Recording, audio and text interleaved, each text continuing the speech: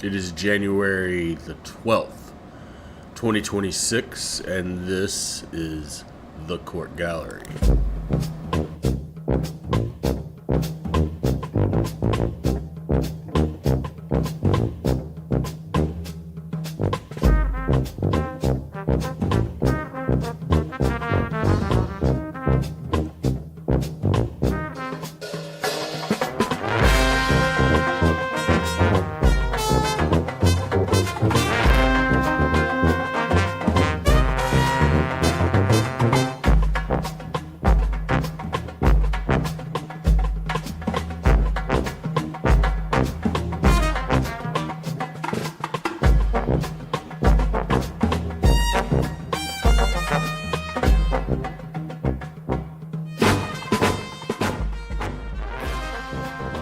That's right, kids. We're back. It's Monday. It is, in fact, Anti-Harassment Monday in Thurston County Court. And we're going to be checking in with that. But first, ladies and gentlemen, we're going to check in with Judge Ricke and the Bravos. And I don't know if you remember the Bravos or not, but they've been bickering about child custody situation a lot lately. We watched a fairly lengthy hearing between a judge in California and Judge Ricke determining who had jurisdiction. Well, we found out that Judge Ricke was going to have jurisdiction, and today, ladies and gentlemen, we get all the other stuff.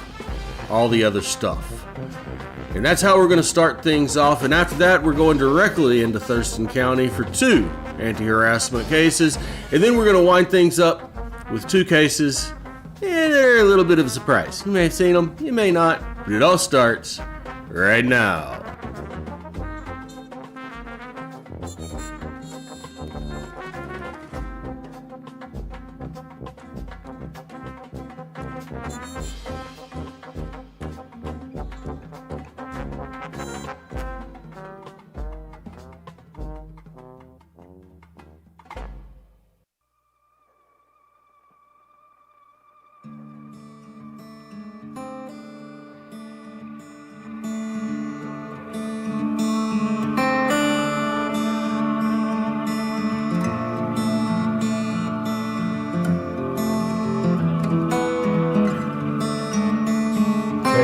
Bravo and Monica O'Rourke Bravo, case number 2024 DM 309. Monica appears in the office of her attorney, Rebecca Mann.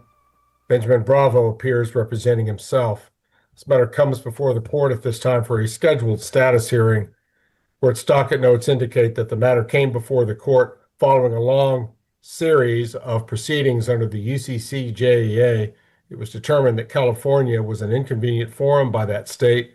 Child custody jurisdiction transferred to Kansas, and the September 19th proceeding was really the first time that this court asserted child custody jurisdiction in the case.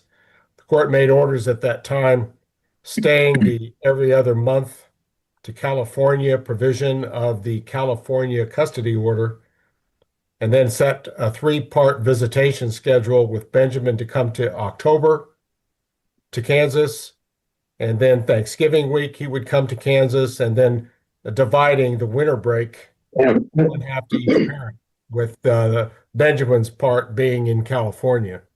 So Benjamin, did you exercise those visits in accordance with the court's rulings? So I was able to exercise the visit in October, and that was pretty much it. Okay, why did and then actually in December when they came out. So okay, why didn't you do the November one? The time was just too much. As far as like I understood, what I understood was that was Monica's visit, and Monica was actually giving that up during that time. It wasn't a mandatory visit. It was something that Monica was giving up at the time, but I couldn't make it because of my work schedule. But I was able to visit with them in December as well. All right. So they spent half of the winter break with you out there? Yeah, that's correct. Okay. All right. Ms. Mann, you're new to this case, but I trust you've conferred with your client. What is her current position regarding parenting time orders? Judge, thank you. Yes, I am new to this case. And I would agree with Mr. Bravo. He came to Kansas, took the boys, I believe, to a Chiefs game in October. My understanding is that there was an agreement for him to come in November. Maybe that was made in front of Your Honor during court or not, but then immediately following that, he reneged on that agreement and said he wouldn't be able to come. And then, yes, the boys did go out to California in December. Going forward, Your Honor, and these boys, he'll be 14 next month in just a few weeks, and then Sam is 11. Going forward, Your Honor, my client would suggest, and I actually submitted, and it was this morning, and I apologize, a proposed parenting plan to the court, where the parenting time would continue to be only in the state of Kansas. And I have some justification for that, Your Honor, which I'm happy to go over. The California order that Your Honor adopted and then somewhat modified provides that my client has sole legal custody of the kids relating to health, education, schools, selection, counselors, extracurricular activities. We would suggest that all remains the same. We would suggest that parenting time be in Kansas during the summer for a specified amount of time in June and July, in October during the fall break, in Christmas break during a specific amount of time, half of spring break, and Memorial Day weekend. The reason we ask for the parenting time to be in Kansas is for a variety of reasons. Number one, part of the California order is that mom is to foot the bill for the plane tickets to California, provide verification that she's paid the funds, and then dad is to reimburse her 50%. That doesn't happen. So mom, who's on a fixed income through disability and receiving child support, is like, for example, the tickets to California for Christmas, it was a total of $1,300. So she's out half of that, and dad has yet to reimburse her. So she can't afford to do all of this transportation to California if she's not going to get any sort of support, a reimbursement as is currently ordered. Secondly, the children come back from dad's, and for example, from this December trip, they say that I'm getting a note that there's an audio issue. Can you hear me okay? I can hear you just fine, counsel. I'm sorry? 4A can hear the judge. 4A can hear the judge. The overhead system is. Oh, okay. We can fix that. Yes, come in. I'm sorry, Judge. You are being heard in another room, so I need just a second so my IT can fix that. I'm very sorry. Sorry.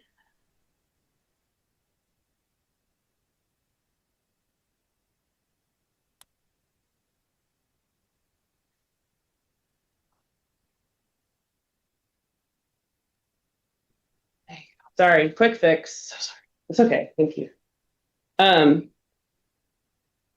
Okay, so the other reason that more additional reasons why we believe parenting time should be in Kansas is because the boys indicated that for 8 days, that just in this few weeks ago, dad took Sam to play pickleball most days, for 6 hours at a time.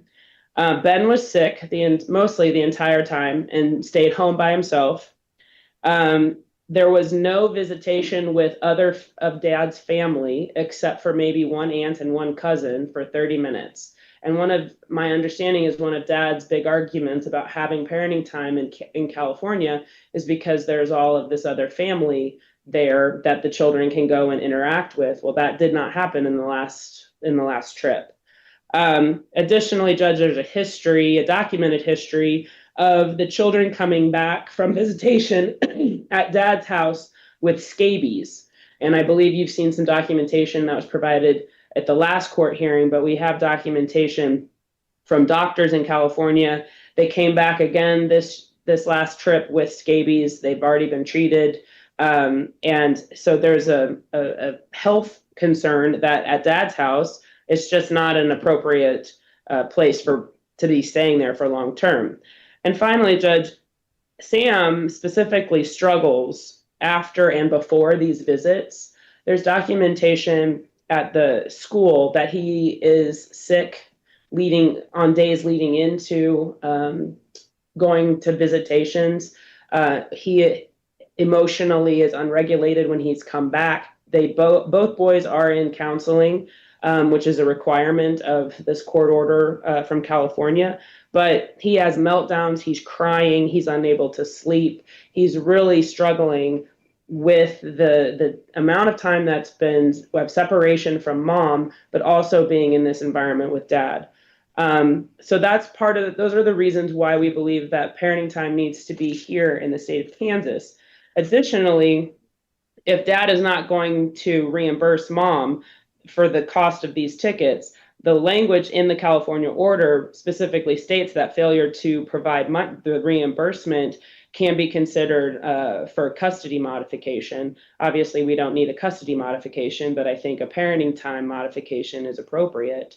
And finally, well, I won't say finally, I'm just kind of going through the California court orders that are also prevalent for today's purposes.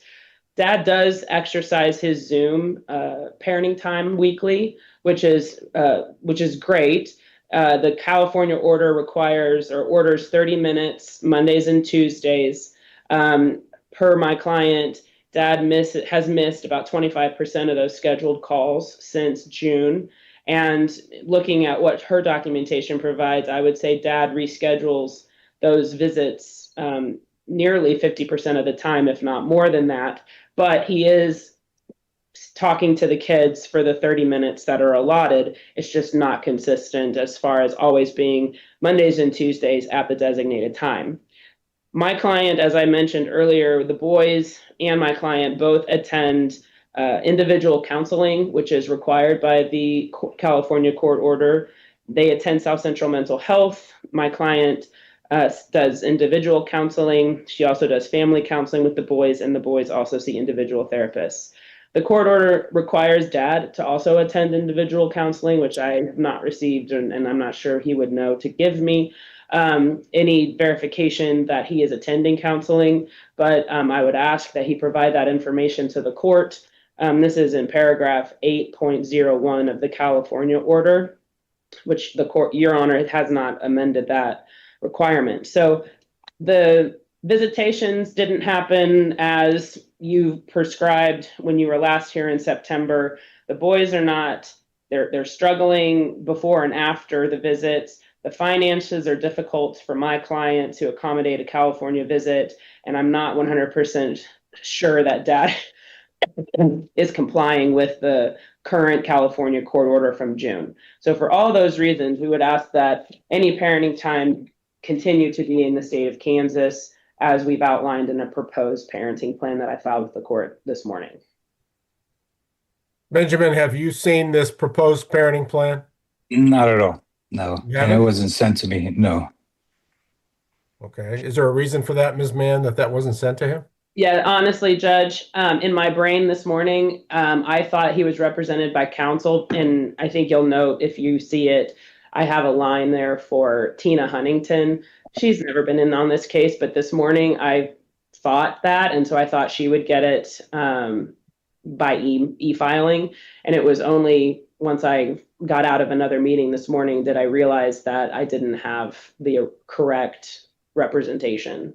So that is my fault, and I apologize for that. All right.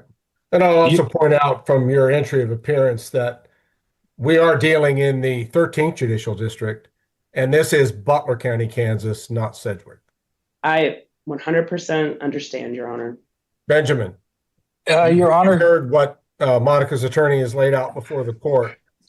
Let me ask you about some of these things. How about the lack of reimbursement for the plane ticket? That seems fairly fundamental. Absolutely. I completely agree with you. It's fundamental. And that's something that we talked about. When I responded to her email, I asked her for a receipt of all the tickets that were purchased for that specific day, just so that I am aware of what is being, what I'm paying for. And she has not sent me a receipt. She did not reply to that message on Talking Parents. So a lot of this stuff that she's claiming here is a lot of exaggerated talk. Okay, all right. Well, let's just deal with things one at a time. Right. I also would expect that if someone's seeking reimbursement for something, they would provide the documentation as to what was Absolutely. spent. Why was that not provided? It was, Your Honor. There, I'm looking at a receipt that shows base fare $1,094, U.S. transportation tax, U.S. 911 security fee, U.S. flight segment, all totaling $1,327. It says payment information, and it was emailed through Talking Parents to Mr. Bravo on October 29th. Your Honor, when you purchase tickets, it gives you the amount of tickets that are purchased and then the amount that the total is for those specific tickets. When I replied to her, I asked for the number for the addendum for that receipt from the airplane company, and she did not send it to me. It looks like something that somebody created or some sort of fake receipt. Like if I'm paying for like 3 tickets instead of 2.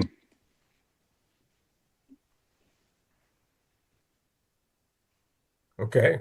I will reimburse her as soon as she sends me the receipt for that information. That's not a problem. Okay. I can, Your Honor, I can provide that information after today's hearing. And this is something generated by an airline or Yes. Correct. someone that she booked through? Yeah, she booked it through Southwest.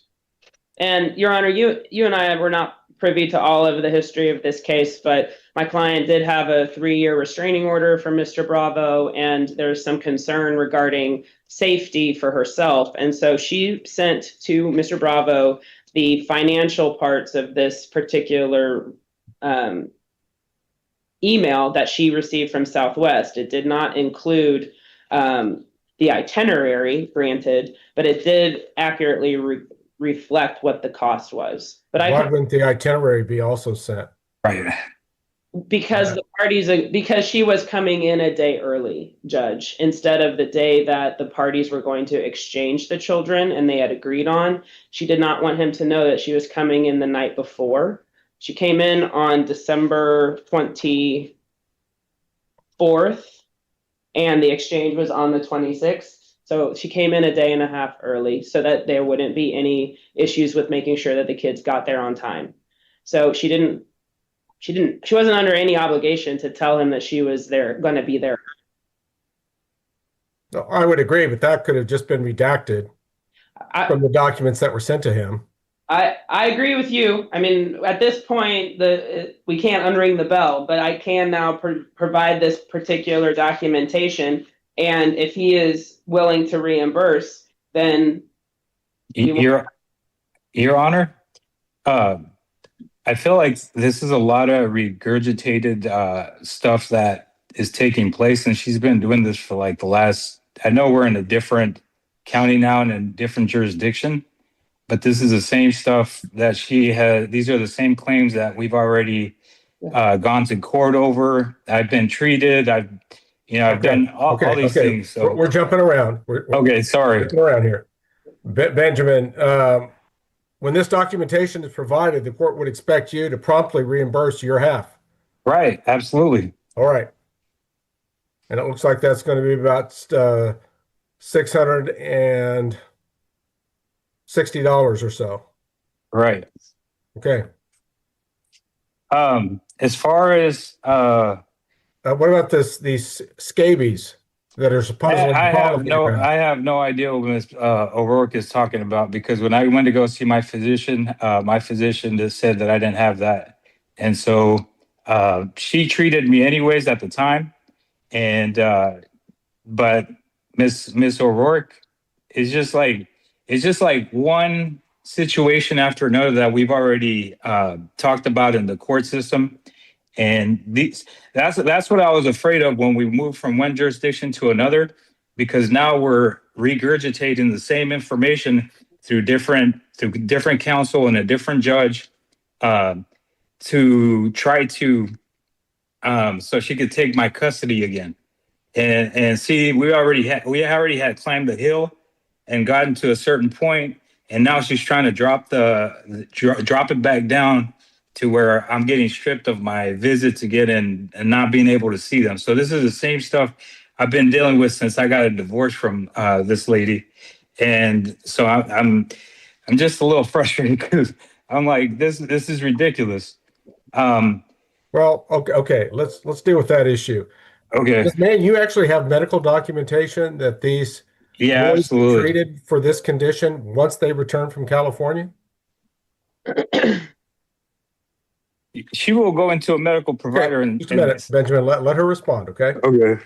We'll get back to you.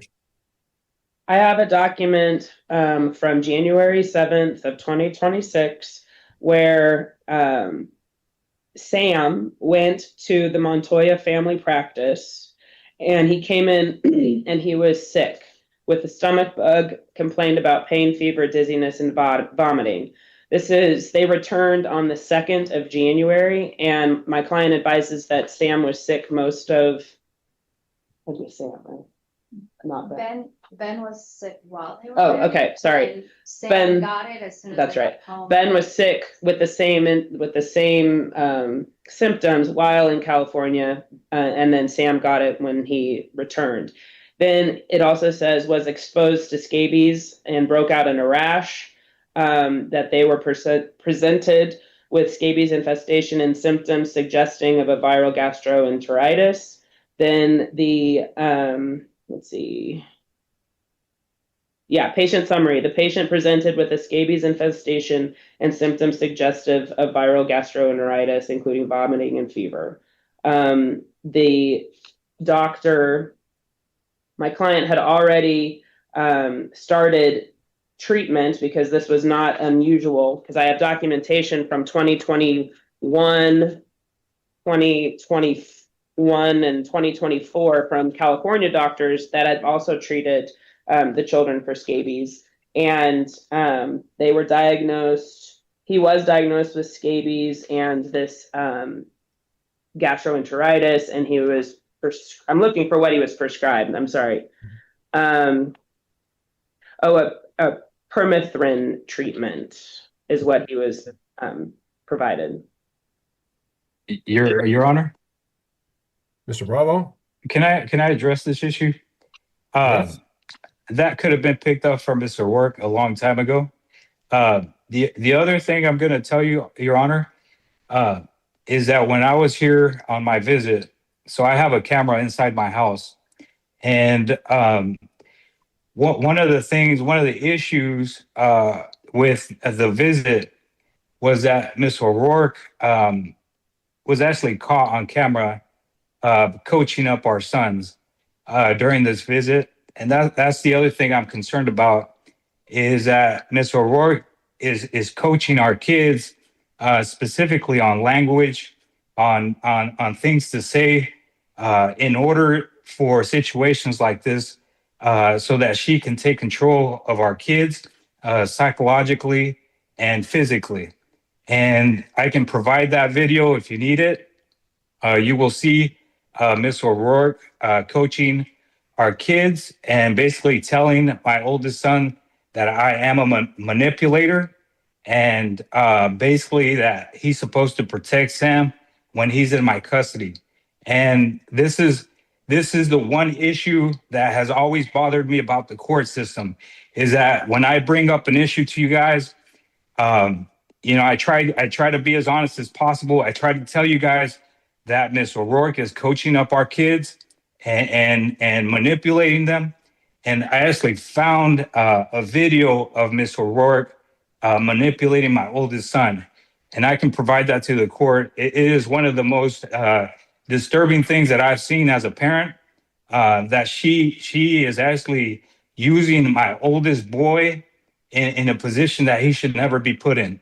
And to me, like, it's very hurtful to be to for her to tell my son that I'm a manipulator, that I try to control them. It's just like, why would you even put a kid in a position like that? She tells Ben that he needs to be looking out for Sam and be with Sam whenever he is around me, because I should not be trusted. And so that's the thing about the system, is if you don't have video, or if you can't prove it, then it's not believable. But she can sit there in court and tell you guys a whole bunch of hogwash, and she's going over all these different things, which to me is like, this is disturbing, everything that she's doing right now, because she's trying to take custody of my kids again. Okay, well, Benjamin, rather than hear you just complain. No, I'm not trying to complain. Just a minute.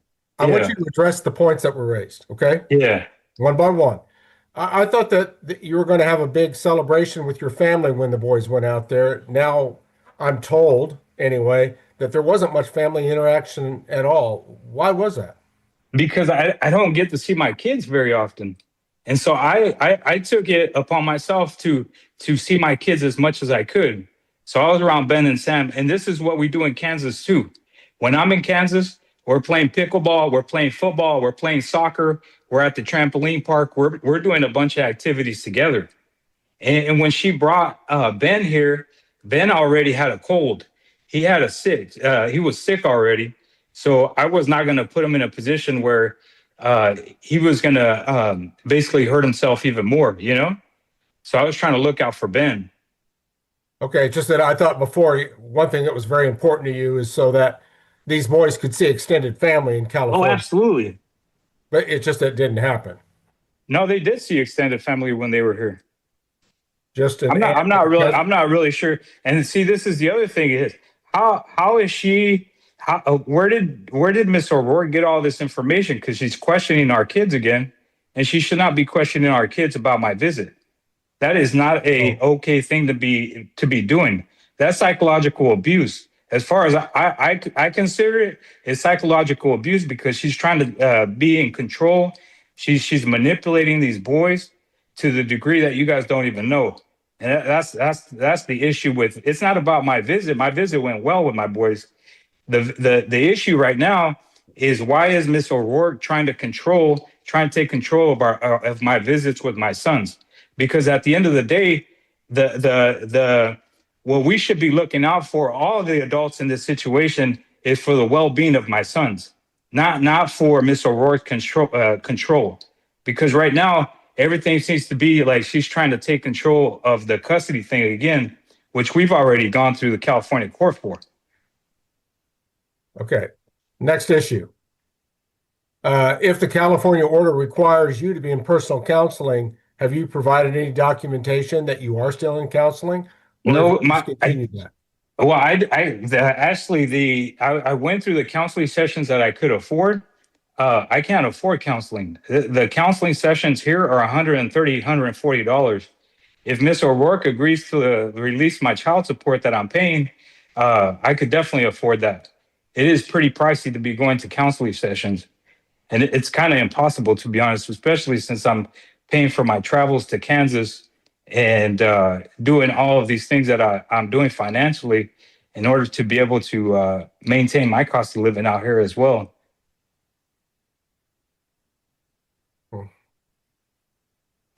I can provide that video to the court if you guys would like to see the video that I'm talking about, where Ms. O'Rourke is psychologically abusing our sons on the phone. Okay, do you have that available? I do have it available. Okay, in what form? I can email it to you.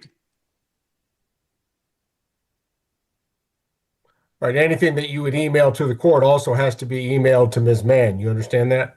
That's correct. I can email that as well. All right. You may do so, Mr. Bravo, but I need some context for it. How was this video created? This is a video camera that's inside my living room space. Okay. That The boys were with you then? no, Ben was by himself during that day. Okay. So then Monica called or something? She did. And I think this is the other thing with my visits. I prefer that Miss O'Rourke not have access to our boys when I am visiting with them, because what she's doing, she's coaching them and preparing them, which is not something that the court should allow, because it's really abuse.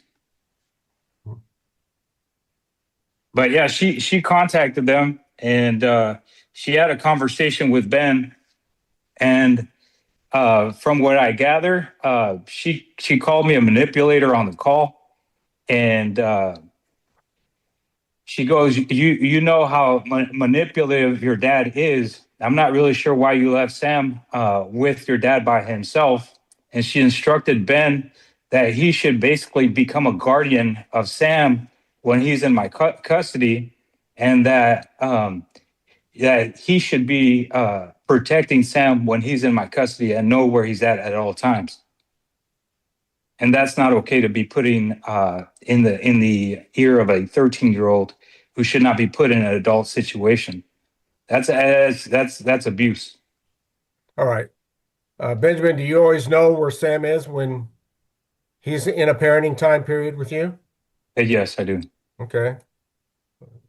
Well, I think that would be sufficient as long as you know where he is and that he's in an appropriate place. Okay. So Benjamin, what are you proposing here? I know you haven't seen this contrary parenting plan, but I'm proposing that what I propose is that when the boys have a break in Kansas, that they be flown out to California to spend time with their father. So during spring break, I propose that they come out to California. And then in the summertime, I propose that they come out to California. And then any long breaks from school, I propose that they would be released to come out to California. And I also propose that my oldest son, I think he should be placed in an actual school setting, as opposed to the school setting that he is on right now. I don't think it's beneficial to Ben's growth. I think it's more beneficial that he get to a regular school setting, because I think it'll help him develop a lot more and mature. Right now, he's with mom a lot of the times, and I feel like that's not a healthy situation for him anymore.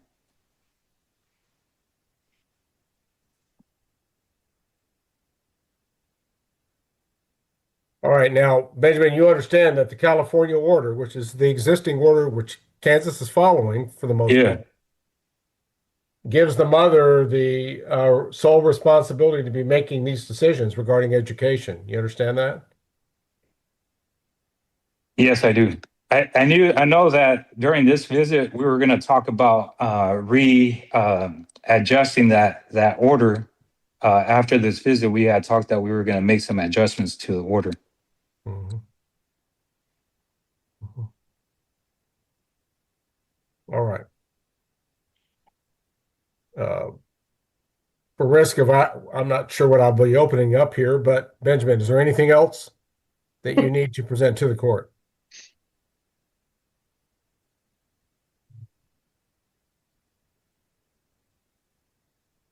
Not at this time. All right. Ms. Mann, you can make your reply argument at this time. Thank you, Judge. I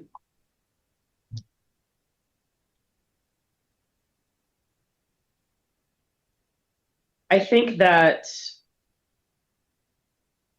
the court has heard sufficiently from Dad. I think it's interesting that he says that there wasn't a big family get together, or he didn't get together with a big family celebration because he wants to spend time with his kids, but then also in the same breath admits that Ben was home by himself for long periods of time because he was out with Sam.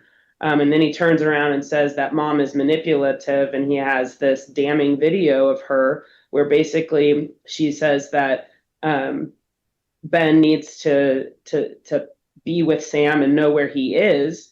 And admittedly, Ben was by himself. So I don't see how this is a manipulation by mom. Ben was by himself, and she was saying, I mean, without hearing this recording, obviously, it sounds like a mom was asking her child, why are you by yourself? Why aren't you with them? You should be with your brother, kind of a thing. I did hear Dad say why he's not in counseling because he can't afford it, but he does have insurance. My client's on a limited fixed income, and she is managing to do her own individual therapy, get the boys therapy, and do family therapy. So I'm not sure that finances should be a factor. It's a court order, and Dad should be following it.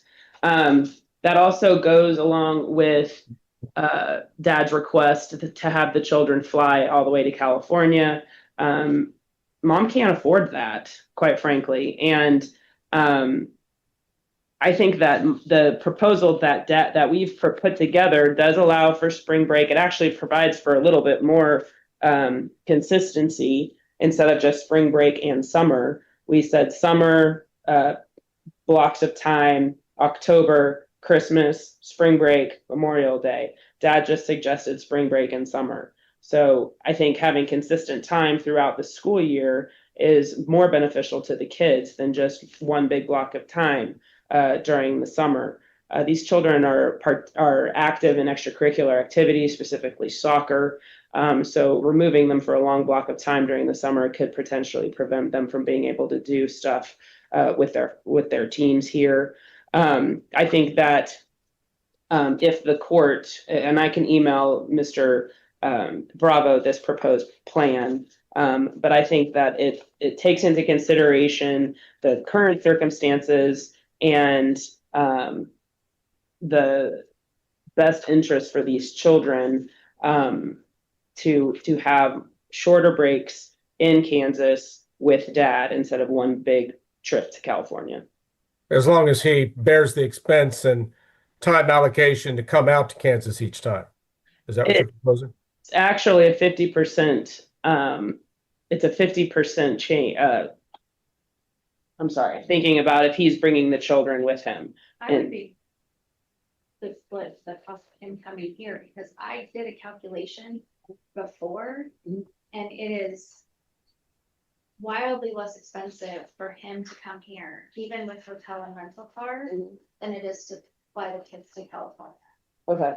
So I mean, we could still split the cost of the travel if he was coming here rather than the kids going there. Okay, I don't know if you heard that, but my client's willing to split the cost of Dad's single trip, single ticket, and a cost of transportation here, instead of having him need to reimburse her and her front the cost of the kids going out to California. I understand that he works and that sort of thing, but that also is an issue with the kids going out to California, because if he's working, he's obviously okay with leaving the kids alone because he did so with Ben. And so we just want to make sure that the time that he wants, and he has said that he wanted to spend time with his kids, that that time is actually spent with his kids. And if he's here, then we know he won't be working, so he can actually have that quality time that he wants. All right, Benjamin. Your Honor. Hang on a second. Hang on. I got a question for you. Yeah.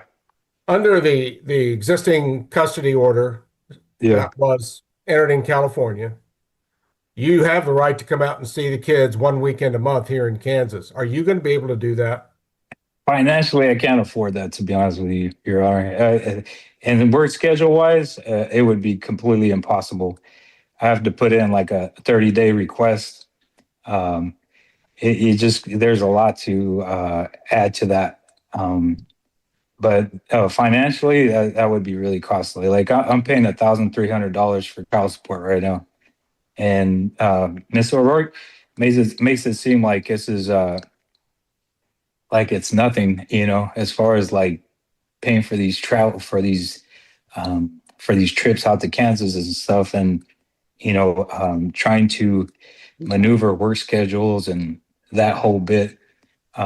Yeah, that's going to be really tough to do. I think to me,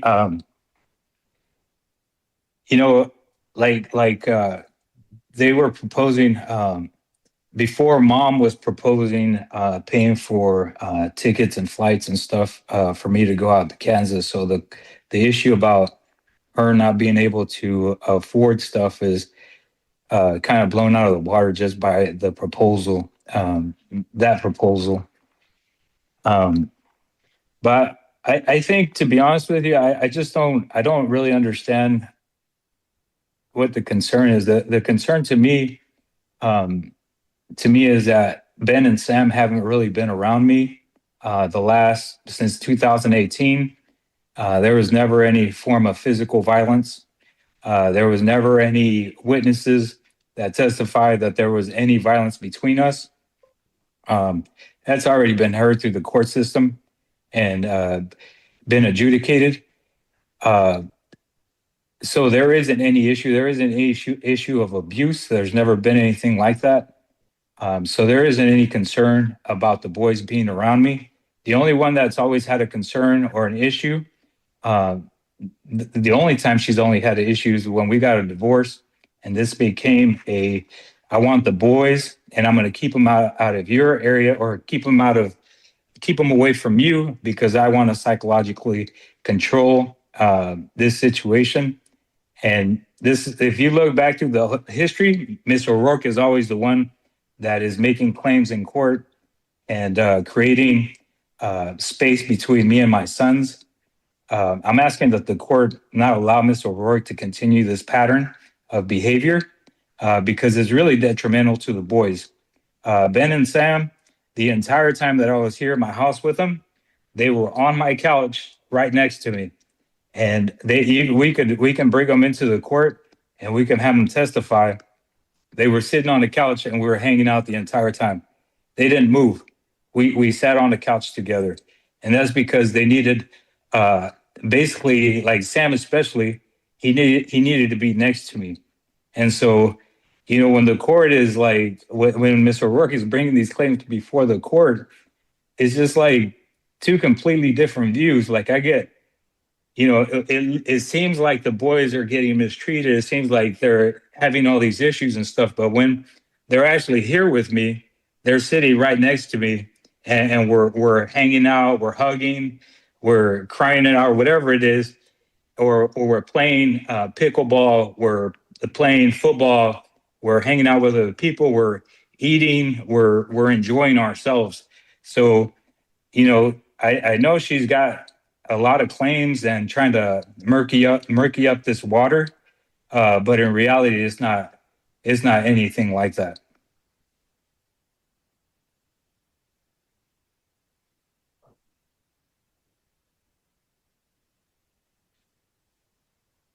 All right, Ms. Mann, is there anything else that you wish to express to the court? Just one moment.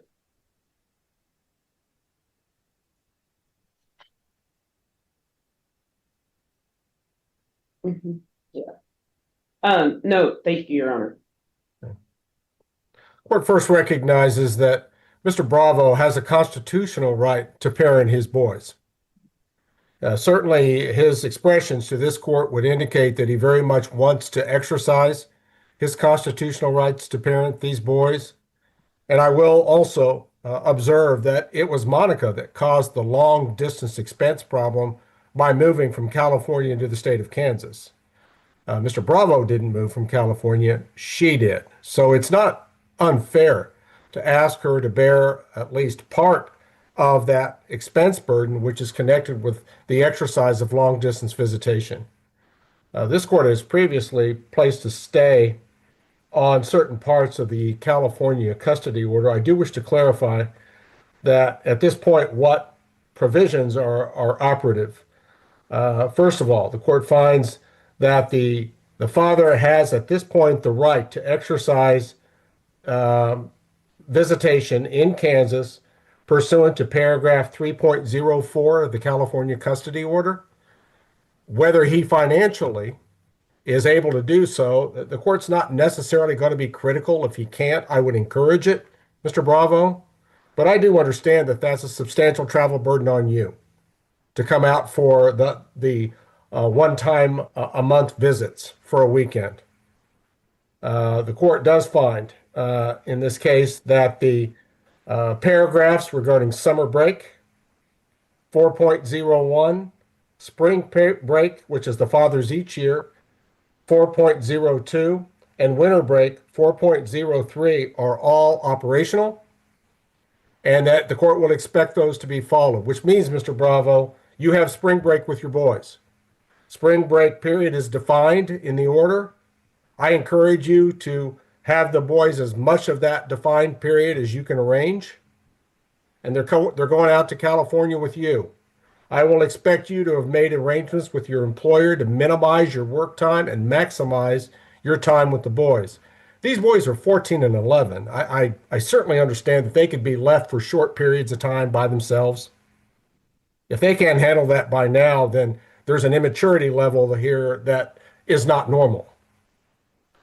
I think you're going to set rules, Benjamin, and you're going to expect your boys to follow them. But I really would prefer that you are with them all the time. Whether you can arrange your work schedule to do so during your visitation periods, I would highly encourage and in fact expect that you would do that. And that's what I did the Christmas visit. I was with them the entire time. That's great. So 401, 402, and 403 address the spring break, time in the summer, and winter break.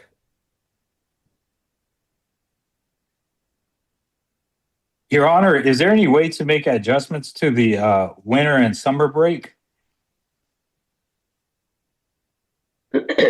Like maybe an extended summer, since I haven't really been around them that much for the last like 6 years. Well, the existing order calls for 2 one-week periods, 7 days, as mutually agreed upon. And then if you can't agree, which to the court seems somewhat likely, there is a definition that they would reside with you the last week of June and July. I think there'd be some utility to perhaps the 14 days being served consecutively. Yeah, that would be great. Judge, I need just a few seconds with my client before I'm sorry. Very well. Court will allow that. Oh, there he is. Okay. No, he's here with us. Okay. I apologize, Your Honor. If I may interrupt you just briefly. Excuse me. I needed to speak with my client because there was some misunderstanding about what was stayed when you were here, when you all were here back in September. When my client heard you say that you stayed phase 3 of the California court order, she was under the impression that phase 3 encompassed everything that was under paragraph 3.05. So that included summer vacations, spring break, winter break. The reason that that's important is because in October... 305 deals with residing with the father in odd-numbered months. I understand that, and that's how I read it as well. But when she was relaying to me that in the California judge, the intention was that phase 3 needed to happen, and then the summer vacation, the spring break, and the winter break would also follow if phase 3 was actually happening, or some form of that. So when Your Honor... Does it say that? No, it doesn't. But I wasn't at the California hearing, and this is what she was relaying to me as far as what her understanding was. So in September, when you said that you were staying phase 3, she thought that that also meant summer break, spring break, and not winter break because you had made that specific order. My point is, Judge, is that as I mentioned earlier, her children are big soccer players, and in October, she committed them to an opportunity to play in England over spring break. So that's my point, is that she's Where already, would they get the money to play in England during spring break? well, it's a fundraiser. It's done through their, I assume it's done through their club.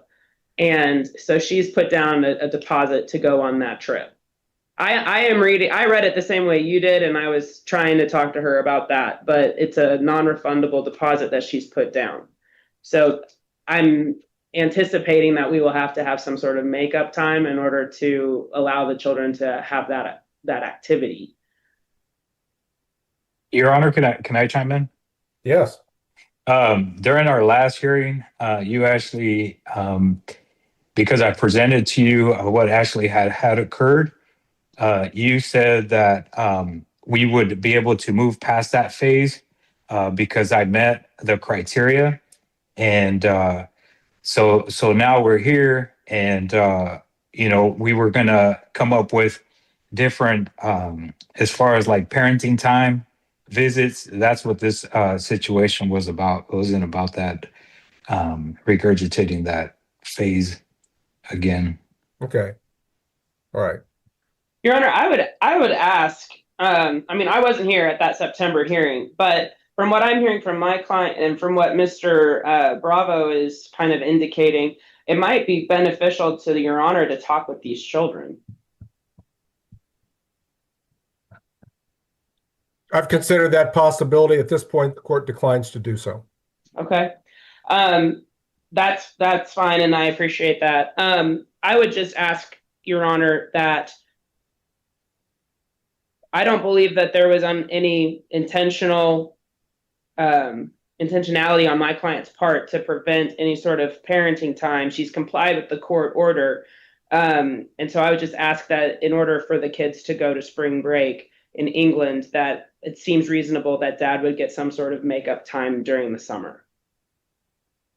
Benjamin, what do you think about that?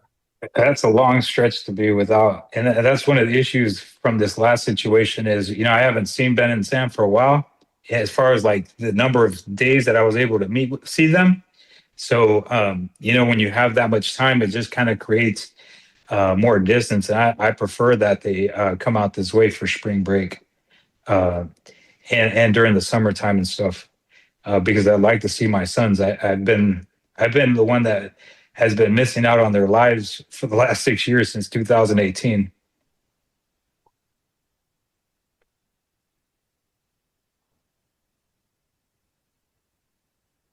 Well, the court doesn't necessarily agree that it's proper for the mother to have scheduled this without talking to the father and setting up the total unavailability of these boys to the dad during spring break, a period but pursuant to California court order was granted to him and him exclusively.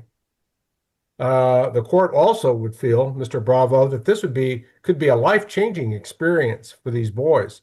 The court encourages young men to be able to take advantage of a situation like this, one that probably you nor I ever had the opportunity to do. So the court's going to allow those boys to go on this trip.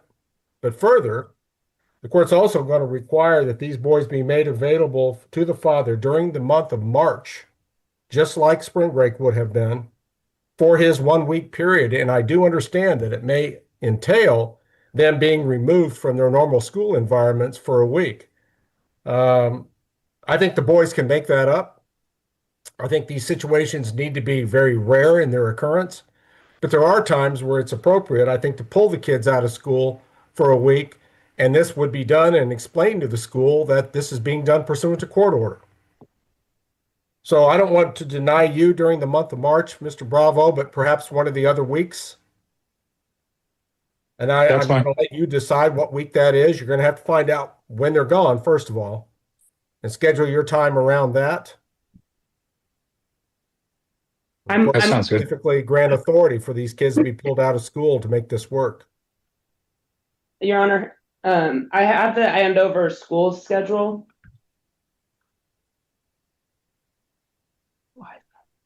She could send them during the spring break for the schools in California. I don't know if that When would. is that? When is that? I can get her that information, and I Because that can would make, provide that. that will make the airlines even busier, but Right.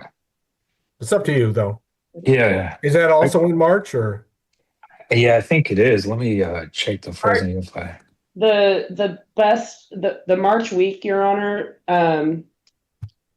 would be March 2nd through 6th.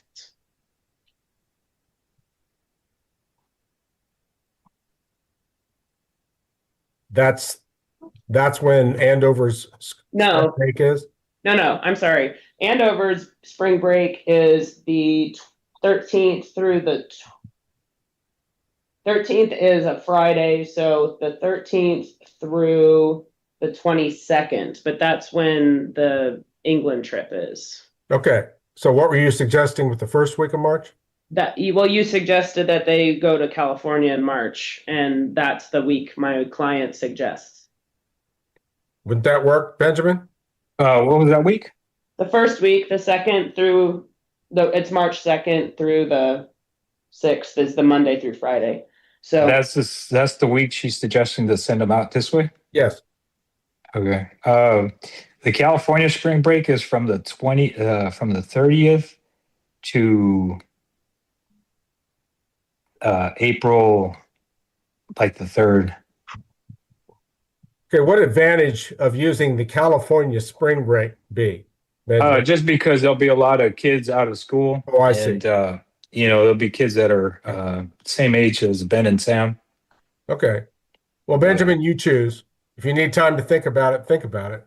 Okay. And I can send her the schedule or the times that I can Yes. work with. All right. Yes? Sounds good. are we choosing between those two time frames? Yes. Okay. Hey, Your Honor, is it possible to limit Mr. O'Rourke's ability to contact my sons when they're in my custody? Your Honor, I would object to that. A parent has the right to communicate with their children. Mr. Bravo has that right pursuant to California court order. And how much I can send you the video as well, so you can see what it. I'm proposing that she just like they give me a specific time that I can contact the boys. And what do you currently have?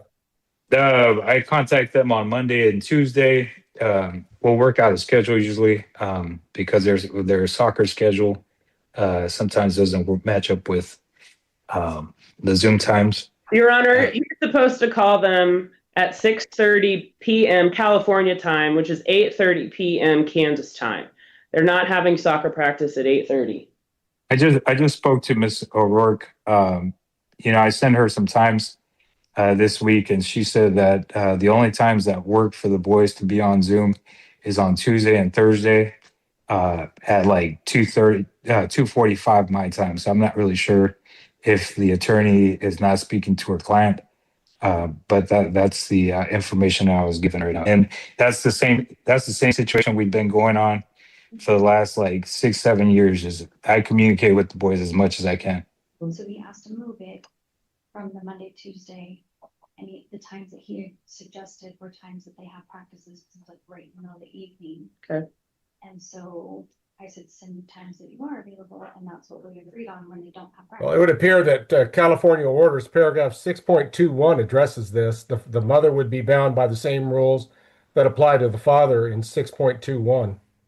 If they disagree, then it's 2 times a week for up to 30 minutes on Monday and Tuesday. Right. At those specific times? Yes? That's already an existing order. And Yep. I've been flexible. Okay. Thanks. All right, so let me review, Ms. Mann, since you're going to prepare a journal entry stemming from this. Court is adopting paragraph 3.04, subject to the father's ability to be able to come out here and exercise those visits. 4.01 on summer break. However, the court will allow those to be exercised consecutively for a 14-day period. 4.02, Of course, there's a modification for 2026 based on what we've discussed. 4.03 winter break, and I also want to add 5.05 Thanksgiving. However, Mr. Bravo, if you wish to exercise Thanksgiving parenting time, you need to come to Kansas to do it. And do those days have to be specifically on Thanksgiving, or can they be around Thanksgiving? Because I was trying to do that this last time, and Mr. O'Rourke kind of made it up. Well, there is the Thanksgiving period is defined in the order, but you have to come out here, Copy. and therefore you have to bear the cost of coming out here. Now, remember that's you would be entitled to that during an even numbered year, so you could come out under 5.05 in 2026, spend Thanksgiving break here in Kansas with the kids. Though I would hope that you'd make an accommodation for a dinner with their mom if they're here in Kansas, and the kids have to stay in Kansas. Right. I usually try to communicate with my sons on Thanksgiving and Christmas, but that has not been something that I've been able to do. Okay. Well, all I'm saying is that the court is making that provision operative, and if you wish to Right. exercise it, you can exercise it. Right. Absolutely. Okay.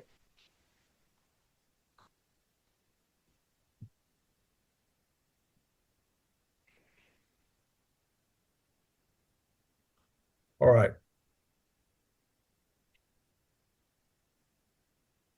I think the court has adopted a workable parenting plan based, I think, substantially on previous orders following litigation in the California court system. And this will be the existing parenting plan in effect at this time until further order of the court based on motion, based on some sort of changed circumstances. Your Honor, are you And I do appreciate your involvement in the case. are you and your obvious drafting skills. Are you adopting 6.10, which is the 6.10, which is about the reimbursement? You already had it in your previous order from September. Yes. Okay, and then what about this counseling? The individual counseling that's ordered for both parents in 8.01. I don't think it should be adopted, Your Honor.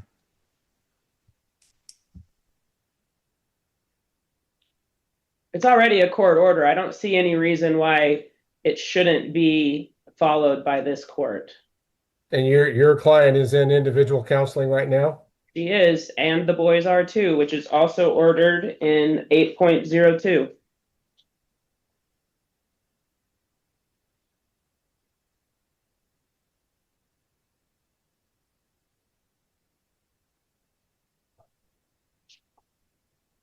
Your Honor, if we're going to do individual counseling, I would also include in that Miss, if it's possible, for Miss O'Rourke and I to have a couple of counseling sessions together, so we can learn how to co-parent together. Because at this point, it's very detrimental. What Miss and you'll see in the video what I'm referring to. Miss O'Rourke is very manipulative to our sons, and I feel like it's more beneficial if we work together as parents and not belittle each other to our kids, because that is definitely not going to work, or it's very abusive. Well, who would set up this joint counseling session that you're referring to, Benjamin? If I go to Kansas, we can schedule a visit there with the therapist. I think she said that she's in family therapy, and so I would appreciate a third party being present. To be honest with you, I think it would help me, and I think it would help Miss O'Rourke move past some of her personal issues and vendettas that she has, that she hasn't been able to work through. Your Honor, obviously, my client, who, as I'll say again, had a 3-year restraining order against Mr. Bravo, does not wish to have co-counseling with him. Okay. Benjamin, I understand the purpose of your request. I'm not going to require her That's to okay. participate. I'll also note, Ms. Mann, that the order in California was entered, or at least it stemmed from proceedings, January 15 of 2025. And I see a reference, the court order for participation in counseling shall not exceed 1 year, which would be essentially 3 days from now. The court's going to find that Benjamin's responsibility to engage in his own counseling session will expire on January 15 of 2026. Judge, he failed to comply with the court order. He admitted it. So you're essentially rewarding him for just not doing anything for a year. The court doesn't perceive that Benjamin needs counseling. Benjamin needs more time with his boys. And if there's a scabies problem on your end, Benjamin, I hope that you investigate it, study what possibly could be causing something like that, and deal with it appropriately. Your Honor, I don't have any rashes. I don't have any outbreaks. I understand. And Look again, into it, rule out that there's anything in No, your absolutely. environment that might be causing this. But Your Honor, to be honest with you, I've been dealing with Mr. O'Rourke for the last 6 years. It's always some sort of health issue or some sort of other distraction to try to take control. I get what you're saying, though. Okay. Good. Your Honor, what would be the time frame for reimbursement when I send this email to Mr. Bravo today? Benjamin, I expect this to be immediate.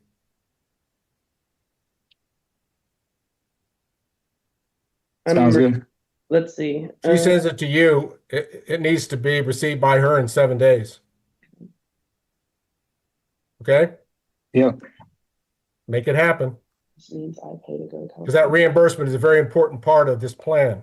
Oh, absolutely. No, it's going to get sent to. I've never withheld any money from Mr. O'Rourke. I've asked for copies of the receipts. 1,300 seems like a lot. I think Mr. O'Rourke paid for a ticket out of that as well, and that was not part of the court's agreement. That's why I asked her for further documentation. You pay for the boys. Right. Okay. Your Honor, I'm looking at, I just want to make sure we're all on the same page, so I apologize. Cost for the round trip ticket for the children is to be shared, 50%, 50%. Mom to purchase round trip ticket, confirmation, total cost to dad within 10 days. Send his cost within 10 days after receiving confirmation. It's just the boys. It's not you. It says delivering, look, Where? it says, if the airline requires an adult and Oh, or parent to right. accompany the children, the delivering parent shall pay the total cost of the company and adults round So trip who? ticket. Okay, And I'm so sorry. I if- didn't read the rest of that sentence. It says if the airline requires an adult or a parent to accompany the children, the delivering parent shall pay the total cost of the accompanying adult's round trip ticket. I don't think airlines require kids that are 14 and 11 to be accompanied by a parent. Well, if I provide documentation that they do, I'm not arguing with you. I'm just saying that if I have that, and then we Check would. with a different airline would be my first point of view. Okay, well, in this particular case, she went with Southwest. She paid for 3 tickets. So if I have that documentation, we would expect reimbursement for those 3 as per 6.10. Going forward, I hear what you're saying about look for an airline that doesn't require a parent supervision. But I think that should also possibly be a parental decision. Yeah, I don't think that was a discussion the last time we spoke on at the court hearing. The last court hearing, we said that the boys were going to travel to California and that I was going to pay for 2 tickets. I wasn't part of that September hearing, but the court order from California is what it is. Right. And Mr. Ricke stayed that California order, and we came up with a temporary plan during that visit, during that court hearing. So, Judge, it appears that both of the parties are under the impression that you stayed the entire court order, not just my client. So I don't think if that is Mr. Bravo's understanding, then I don't think the children should have to go out to California No, it wasn't the entire California agreement. It was a portion of that, and we came to like temporary terms as far as like paying for how many tickets and when I was going to be able to visit with the boys. That's that type of stuff. Just trying to put words in my mouth. Well, I would construe paragraph 5 of this court's order from September 19th. It discussed only reimbursement for the boys' tickets. That's right. And I see no reason to change that order. Because quite frankly, again, I don't see the absolute necessity of a parent accompanying these boys on an airline trip.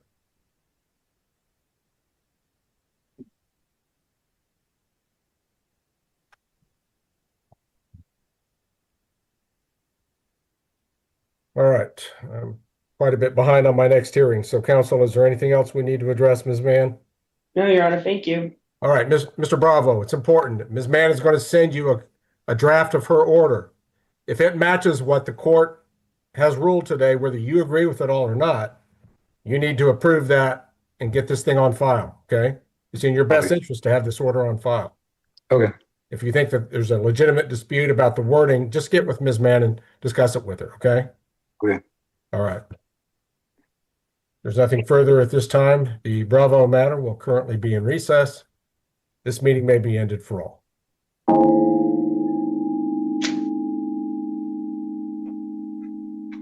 Okay, so Ms. Tubbs, Mr. Platon, is it?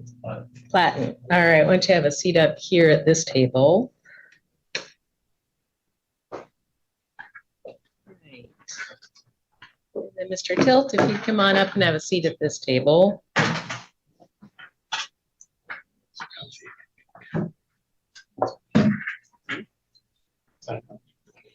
And so we're here on a couple of matters, both filed against you, Mr. Tilt, and the case concerning Ms. Tubbs, 25436 is the number. The case concerning Mr. Platon is 25451. And I had an opportunity, Mr. Tilt, to review what you filed with the court. So I have a couple of questions, but first I have to put everybody under oath. So, Mr. Platon, Ms. Tubbs, Mr. Tilt, why don't y'all stand up and we'll get that done. So raise your right hand. Mr. Platon, first, do you swear or affirm the information you'll give the court all morning is the truth, the whole truth, and nothing but the truth? Yes, sir. Please have a seat. And Ms. Tubbs, do you swear or affirm the information you'll give this court all morning is the truth, the whole truth, and nothing but the truth? Thank you. Please, Mr. Tilt, swear or affirm the information you'll give the court all morning is the truth, the whole truth, and nothing but the truth? Yes, Your Honor. All right, thanks. Why don't you have a seat?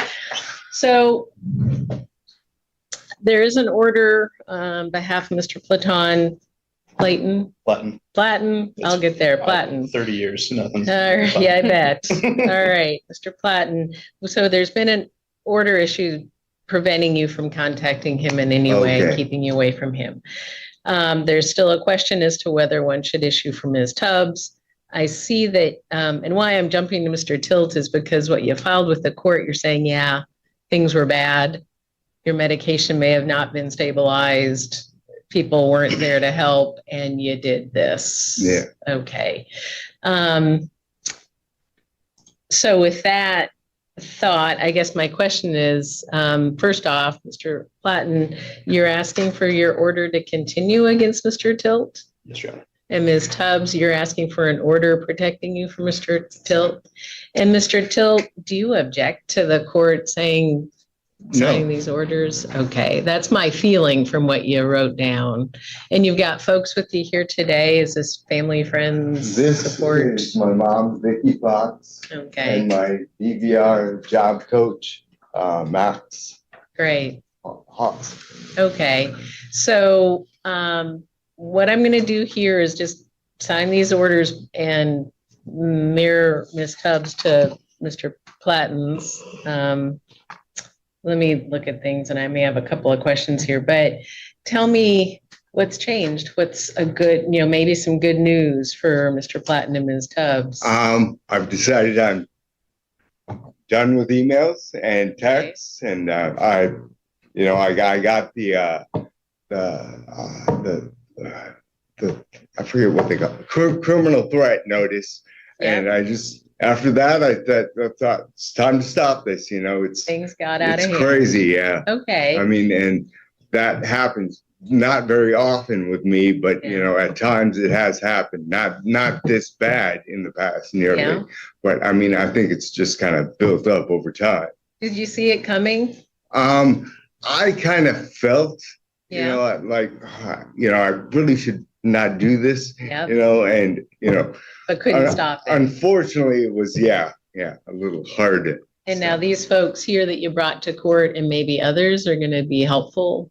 I see Yes. it's nodding back there. Yes. Okay, good. All right. So why I'm asking you that is partially I'm glad to hear it. You know, I don't want you to have a life that is something you can't control and that you know is wrong, but you just can't stop. But also for Ms. Tubbs and Mr. Platten, they might feel a little bit better too, knowing that maybe you've got some support and a handle on this. I'm still issuing orders, protecting them from you, but good to hear.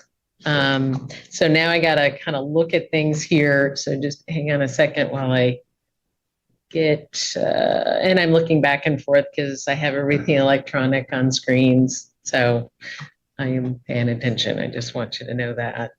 Let's see this one first. And I'll give everybody copies of things. Just let me kind of look at things for a moment, and I'll probably come back and ask some questions if I need to, but I'll answer questions too. Okay, so let me talk to everyone here. So these orders protecting Ms. Tubbs, Mr. Platon are going to be in effect for a year. So they will expire all on their own January 12th of 2027, unless Mr. Platt and Ms. Tubbs, if you feel you want these orders or need to go farther than January of 2027, you come back to the court within 3 months of that expiration and ask the court for a hearing. And we let Mr. Tilt know that's what you're asking. And then we all come back again and talk about what we should do or not do, give everybody an opportunity. So if everything goes fine, you can decide to do nothing and it just ends January 12th of 2027. But if you think the court needs to consider having it longer, you don't wait 2 weeks before it ends. Don't wait a month, get in here, 3 months before to ask the court to set a hearing. Those are around the holidays, we lose court dates, things like that. So if that's something you're interested in, give us enough time to get it set before it expires. But we'd have a hearing and we'd hear, let everybody know what's going on first. But again, it'll just expire on its own. I'm going to hand copies of these orders to everybody today. And then Ms. Tubbs, Mr. Clayton, if you think this has been violated, then it's your obligation to enforce it by calling 911.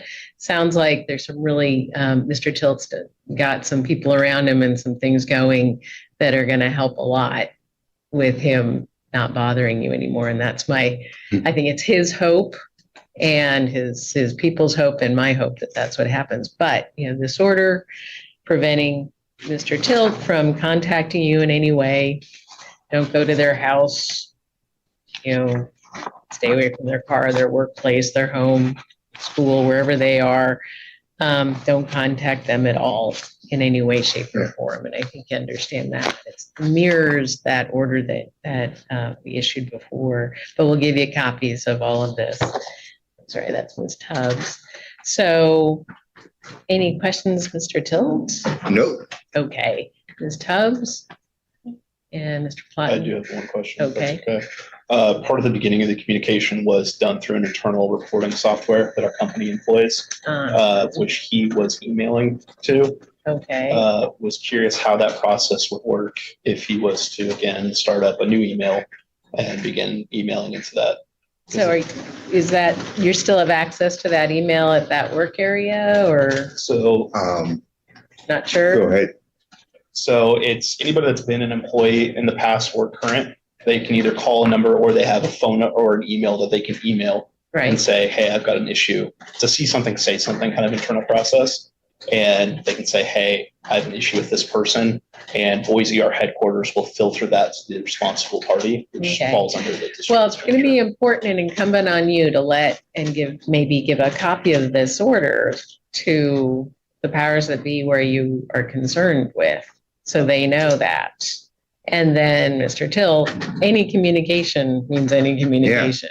I think you figured that out. Email, text, in person, through others, in any way. All right. Any other question? No, I just wanted to make sure. So your Ms. Fox, your mom has a question. Is it okay if I I ask? didn't have a question, but he did get something from Safeway that he read that says he can't contact anybody from Safeway, which I There you assume go. would be what I was talking about. Do you want to look at that letter? I already know what it is. You got that? Yeah, my legal Okay. counsel is one of All right. So it'd be important to talk to your legal counsel, give them a copy of this order, so everybody, at least in that line, knows. Absolutely. And that's, Safeway has made their own actions too. So it sounds like things are going to be okay, I hope, with your efforts with your people. All right. Let's see. Ms. Tubbs, Mr. Platten, why don't we hand you copies? One for each of you. I've got them right here. We go. Then you can be on your way. And then here. Thank you. Good luck to you. You can be on your way. We got two for you, Mr. Tilt, one for each, and then you can be on your way. Have a much better day and a better year. Thank you. You're welcome. Thanks for being here. And then Ms. Archuleta and Ms. Farley, why don't you both unmute and start your cameras?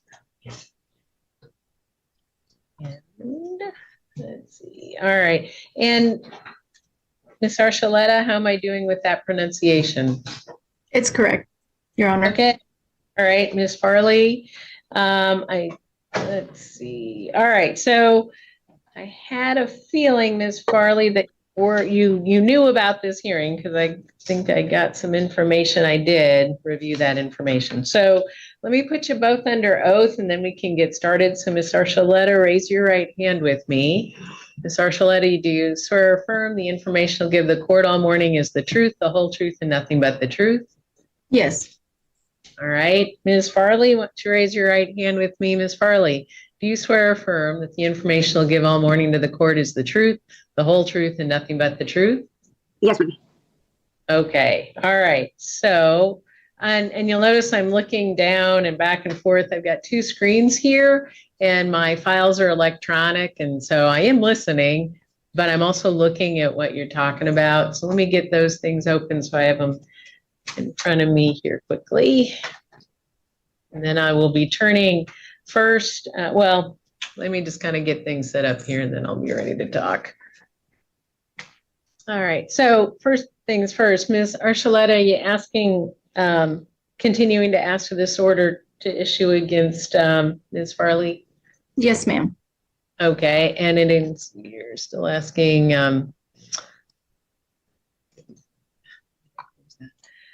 you got the 3 kids under 7, 6, and 3 that you've included here as well. Yes. All right. And then jumping to Ms. Farley, you're objecting or not to the court issuing this order? I'm objecting, Your Honor. Okay, so at least I know where we're headed. I've had a chance to review Ms. Farley's declaration and the declaration of Christopher Farley that was filed on the 5th last Monday. Ms. Archuleta, have you reviewed the information in the court file or not? Yes, I have. Okay, all right. So, and there wasn't anything else filed after you filed your petition, Ms. Archuleta. So, Ms. Farley, you've reviewed the information, ready to go to trial today? Yes, Your Honor. Okay, Ms. Archuleta, you're ready to go forward today? Yes. Okay, all right. So I'm going to start with Ms. Archuleta. I'll ask questions a lot, likely. And Ms. Farley, I'll turn to you after I hear from her and do the same, and then I'll make the decision based on the law. So first off, Ms. Archuleta, so obviously well, you tell me. Is there something new, something different, something more, or anything you want to say about whether the court should issue an order against Ms. Farley? I have a statement. Can I read it? Yes. Okay. I submit this statement to explain the impact that ongoing harassment and stalking by Anna Farley has had on my life and the lives of my children. Ms. Farley's actions have caused significant reputational harm, emotional distress, and instability. Statements she has made about me contain unclear or misleading assertions, including inappropriate references to becoming involved in my children's care. Any suggestion that she would act as a caregiver or babysitter to my children is deeply concerning and has caused me fear for their safety. At the onset of these events, I denied the extramarital encounter. I did so out of fear. I was afraid that admitting the truth at that moment would escalate the situation and place me or my children in danger. Although I do not often use the term domestic violence, given mine and my husband's 12-year marriage, that fear was real and immediate. I have since been fully truthful and have taken responsibility for my actions. I have stepped outside my marriage, and once the truth came out, I acknowledged it completely. I understand that my actions carried consequences, and I accept responsibility for my choices. However, the response from Ms. Farley has gone far beyond what is reasonable or lawful. Her continued harassment, monitoring, and involvement in my children has caused profound harm. As a result of this situation, I have lost my employment, my home, my professional reputation, and the stable foundation my children depended on. I was forced to leave the state to protect them. I have separated from my husband and have been transparent with his command team regarding his mental, emotional, and physical strain the situation has placed on me. I'm unable to speak on his behalf or attest to his conduct, as he has long-standing issues with anger and emotional instability that I experienced throughout our 12-year marriage. Your Honor, my primary concern is the safety and well-being of my children. They were brought into a conflict that had no part in it and should have never been referenced, contacted, or used in any way. They were vulnerable, innocent, and deserving of protection. This protection order would allow me to return to Washington with the assurance that there will be no further contact from Anna Farley or her husband. I'm not seeking retaliation. I am seeking safety, boundaries, and peace. I have taken accountability for my mistake, but I cannot extend forgiveness to the conduct that involved my children and place them at risk. I respectfully ask the court to grant this protection order so that my children and I can move forward without fear of further harassment or intrusion. Thank you, Your Honor. So you say that you lost your job. Why did you lose your job? Ms. Farley reached out to my employer, and she said she made a false accusation that her husband and I had sexual relations on school grounds. She sent it to the principal, my contracting agency, all the head nurses, and basically they called me into the office, and I was just I was ashamed to return back to work. I couldn't.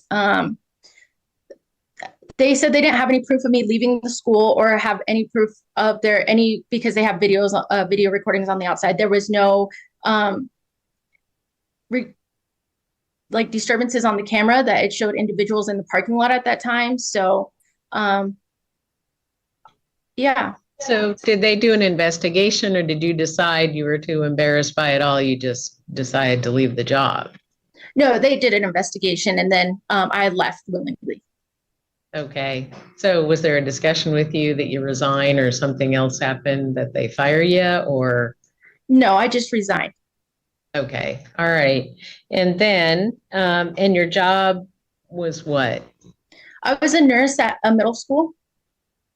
Okay. So there's a contracting agency that you were hired through. You're not part of the school district? No, ma'am. Okay. All right. And so all right. And then, and that happened around when? When did you lose your job? January 2nd. Okay. So just 10 days ago. Mm-hmm. All right. And then, and you say that I just need you to kind of flesh out some of the things you're saying here. You said that Ms. Farley's repeatedly threatened you, including stating, "Ruin my life and become my children's mother." So how did you receive those, what you call threats? I mean, as for ruining my life, I didn't take that into, she was angry. She had every right to be angry. That did not bother me. But for us becoming my children's mother, why did she have to bring my children into it? Why is she, she's reaching out to my spouse, still offering childcare for them when they come back to Washington, because I do have to return back to Washington and go through divorce court and family court when my husband and I go through our divorce. But I just think she's taking it way beyond that needs to be. Why is she involving my children? Why is she asking them or asking my spouse to be part of their care and wanting to be involved with them? To me, it's not okay. Those are my children. Those are my babies. Okay. All right. And so you've left the state now? Yes, ma'am. Okay. I mean, you're not residing in Washington anymore, or is there an intention to come on back? Yeah. So if I'm able to get the 1-year protection order, I have to go back and do, I mean, either way, I have to go back. I still have to go through court with my husband. Solution. Yeah. Mm-hmm. All right. But otherwise you're establishing yourself elsewhere. Yes. Until, I have to go back in March, and I have to stay March, April, May, and then I'll be returning back here in June. Okay. All right. And the kids are going back and forth or with you, or? Right now they're with me. His command team thinks it's in their best interest to remain with me. Okay. And so Mr. All right. So they're with you.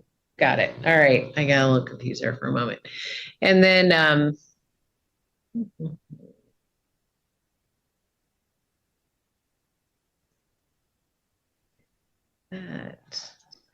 and so then you talked about December 12th that Ms. Farley drove by your residence. How did you know that happened?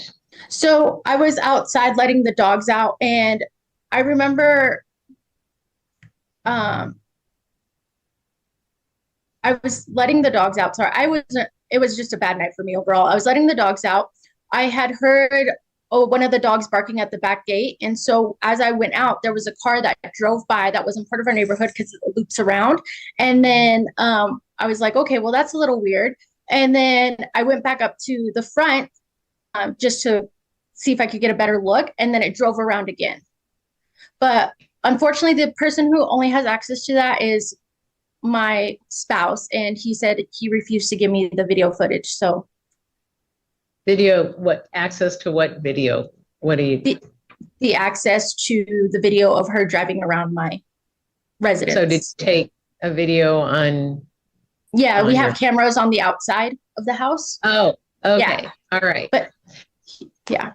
But you were outside and you saw a car. Why did you decide? Why did you determine it was Ms. Farley driving around? It was the same description of her vehicle, the red, I believe Hyundai or Volkswagen. It was dark, but it was just strange. Had you seen her in that car before, or somehow associated her with? How'd you associate her with that car? Yeah, her and her husband and I worked at the same jail, and I would see her drive it. You worked out at the same, what, gym, did you say? Jail. Her husband and I were. Yeah. Okay. Okay. Which jail? Nisqually. Okay. All right. So, and that was on December 12th. Yes, ma'am. And it was just past midnight. Mm-hmm. Okay. And then you talked about posting of the images of your children, the 7, 6, and 3-year-old, all 3 of them? And my nephew, yes. Okay, that's right, the nephew. So, and that was, how did you come to know that? My cousin, 2 of my cousins, one who is in Washington that lives there, and then 2 of them that are from Nevada, they called me and they said, this woman is reaching out to us. She has posted your children on her Facebook. They said, at that time, I got rid of my Instagram and my Facebook account, so I didn't have any knowledge of it until they reached out to me. I had blocked Miss Farley and her husband as well, so I was not going to reach out to them and ask them to take it down. But my little sister had reached out to her and said that fourth child is not my sister's. Please remove it. Miss Farley stated that she was a police officer and she knew the law and that she did not have to take it down. And then my sister said, my nephews and nieces do not need to be involved in this. Miss Farley responded that they shouldn't be posted on Facebook and that basically I'll learn a lesson by her posting my children on her Facebook or her mimic Facebook, whatever they call that. Okay. Trying to see, did you include that information, screenshots? Yes, in your ma'am. exhibits? Where we don't really have page numbers, but I'm trying to find it. Okay. So I see something, Anna Scorn from, I don't know what date it was. It's the woman who's been sleeping with my husband, Savannah Singleton, Savannah Archuleta. I don't see any kids' pictures. Is there somewhere? Yes, everything should be in there. There it is. Okay, so then I see, well, it's got up 12/13/25 at 12:57 p.m. Says pictures of my children and nephew. Mm-hmm. And so this is a screenshot of Facebook of your somebody's Facebook? Of Miss Farley's Facebook. She had created a second Facebook where she planned on, I don't know what her plan was this. It was kind of like a burn Facebook, I don't know what her intention was with the Facebook, but she was adding all my. So how did so other people told you about this and then you went to look? Mm-hmm. And those are your kids and a nephew? Yes. Okay. And does it make any sense to you, the context where this was taken or when?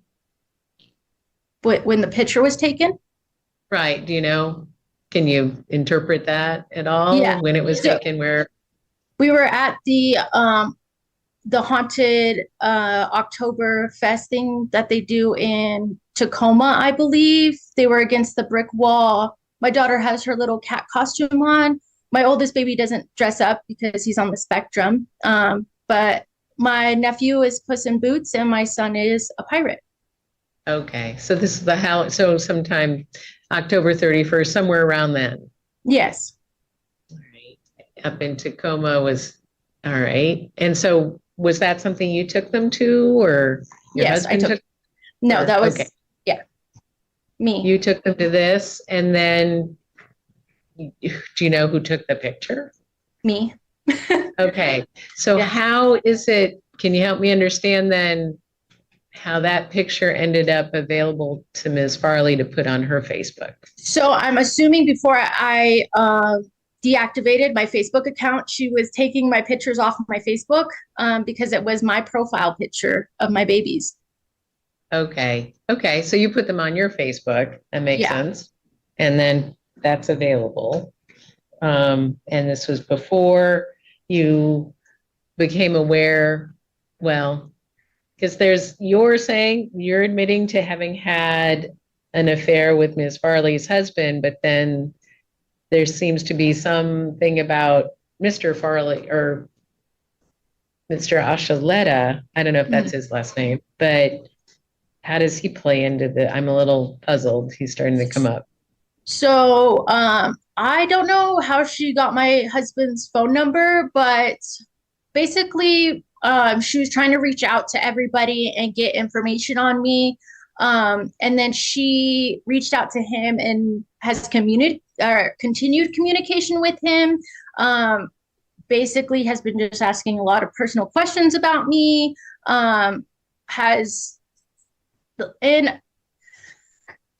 Take for granted, my husband and I have been married for 12 years, but he willingly has been giving her this information. I don't know why she wants to stay in contact with him. That's not my business. But as far as my children go, she asking to babysit them and be their caregiver when they're supposed to be seeing their father in Washington is strange to me. Okay.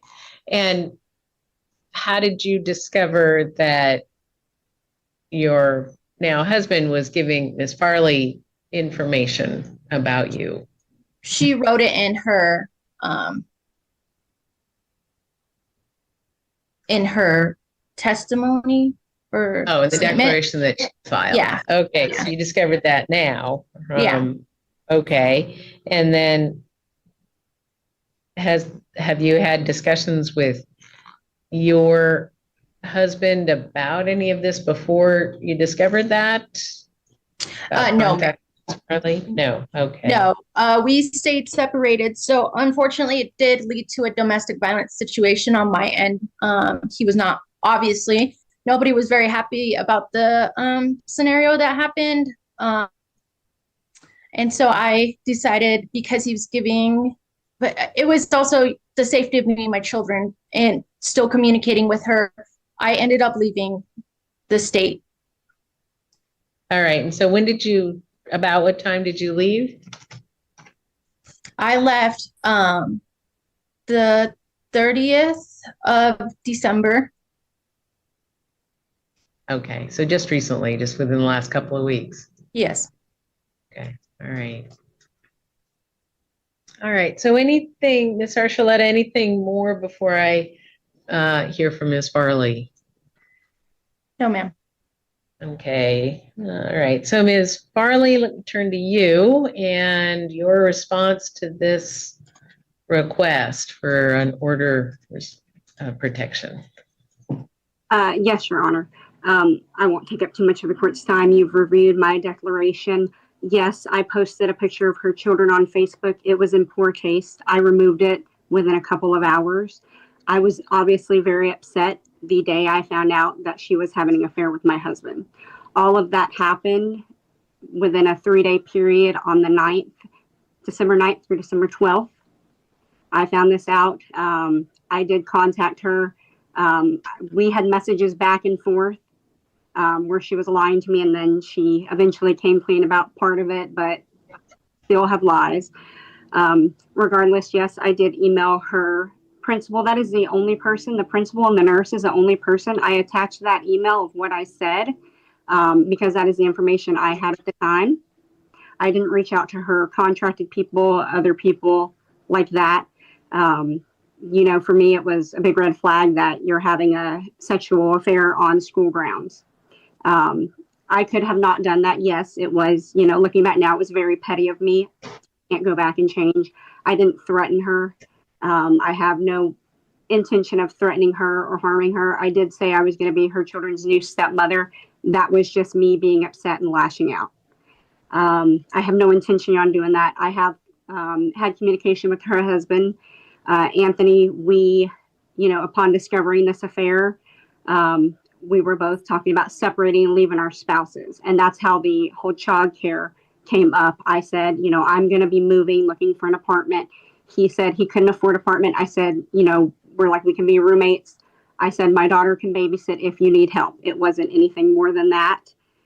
As far as driving by her house, I did not drive by her house. I never worked at Nisqually Jail. I drive a Kia. I was on the night in question that she said I drove by. I had went out. I should have submitted pictures, but I have pictures of myself at the tap room in Yelm with Santa Claus. I was taking pictures with Santa Claus. I was drinking. I was not driving that night. I went home and I was obviously upset, so I had been drinking and I went to bed. I would have been in no condition to drive anywhere. I didn't even have Miss Archuleta's address until I got on the court website after her husband told me she filed this because I was never served. I got on there and I reviewed the document, and that is the only time I've had her address. I've never driven by her house. I posted the public picture that I got off of her Facebook on my second Facebook. Like I said, I took it down. I didn't post anything bad or threatening about the children. I apologize for my actions. I shouldn't have done that. I have been a victim of domestic violence and harassment, and I know the pain and fear it can cause. And I do apologize to Ms. Archuleta that she felt her children or herself were in danger. I didn't mean it like that. I was obviously and still very upset discovering the affair. And I have no intention to contact her again. I have been in communication with her husband very, very briefly lately.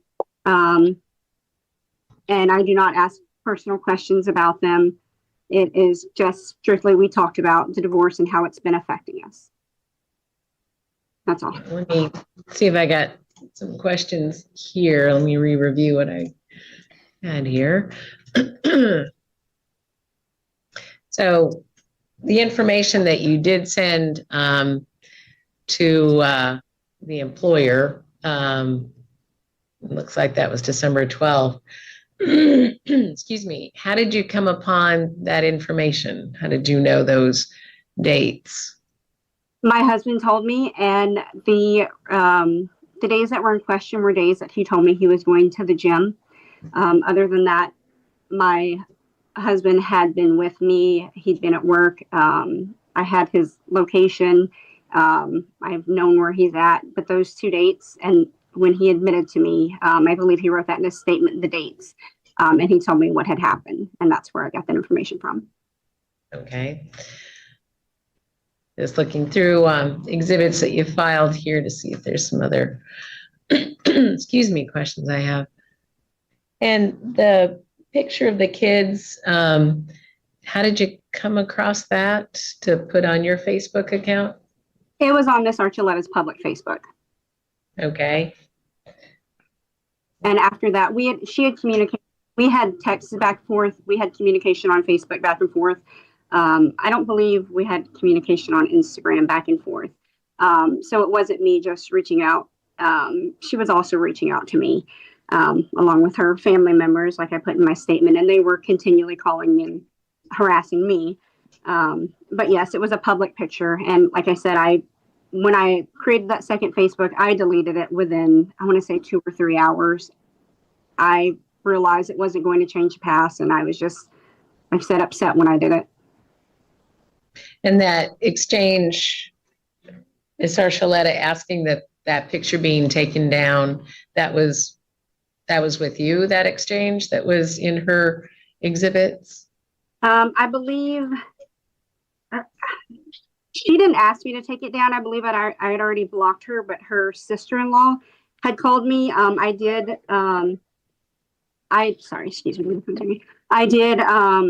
put in the phone records where her family members kept calling me over and over. And when they asked me to remove it, I removed it right away. And then like I said, I deleted the whole thing because I felt I was acting immature. Okay, so I'm just trying to. All right. So is Archuleta anything else to add on your petition that we haven't covered? No, ma'am. Okay. All right. Excuse me. So Ms. Archuleta, Ms. Farley, I'm not finding under the law that I can issue an order against Ms. Farley. This is not a good situation, not pleasant. It's very ugly. There was back and forth, but mostly I can't find stalking as it's defined. The evidence, somebody drove around your house, and fairly, you can't really, and given the statement from Christopher Farley and what we've heard from Ms. Farley and the little that you were able to divine that night, can't pin that on Ms. Farley. The pictures of your kids, not the best way to use them. Glad they were taken down, but they're public domain once you throw them out there. Unfortunately, anybody can do anything with them. And you can't protect that. As to your employment, sounds like there's been that there was an investigation. You kind of made a decision. I'm done, and I'm just going to leave. I don't need to go through that embarrassment and that shame for somebody else's actions. But that in and of itself, given the factual underpinnings of it. So I don't find any unlawful harassment. There is things that feel harassing from both sides. Obviously, the two of you don't want much to do with each other, and you don't have to do anything with each other. And you're going to make decisions, Ms. Archuleta, in your divorce as to whatever other adults have contact with your children. But your husband's also going to be making that decision. And if Ms. Farley's involved, then that's not for this court to make a decision about. I can't. but the superior courts can. So the order ends today. There is no further order going forward. And that I'll reduce that to writing. It'll be in the court file. And I think you send this by email or no? No. Okay. It'll be available for you each in the case file. And if you have trouble with getting it, you can always contact my clerks. They can assist you. So, Ms. Farley, that's it. Any questions? No, ma'am. Thank you, Your Honor. I apologize. Good. Ms. Archuleta, anything else? That's it for today. No, ma'am. Thank you. All right. Well, good luck to you both. So long. All right, so let's go on the record. The matter of the City of Riverview versus Edmund Moss, 25R362904, and the City of Riverview versus Daniel Calipori, 251586A and B.